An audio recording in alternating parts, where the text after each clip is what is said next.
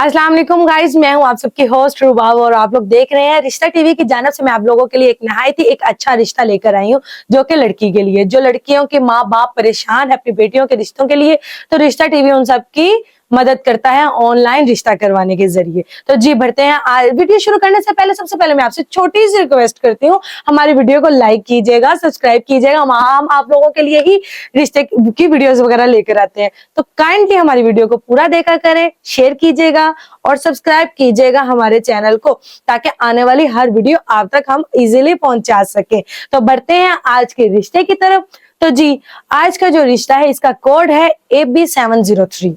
AB703 रिश्ते का code मत भूलिएगा जी। लड़की की जात अराई है, उम्र 21 साल है, माशाल्लाह से तालीम मैट्रिक है, कद 5 फुट 5 इंच है, भाई एक है, बहनें 2 हैं, पीछे से रिहाइश इनकी जंग की है, शोरकोट सिटी से, माशाल्लाह से। और वालिद साहब सरकारी जॉब करते हैं।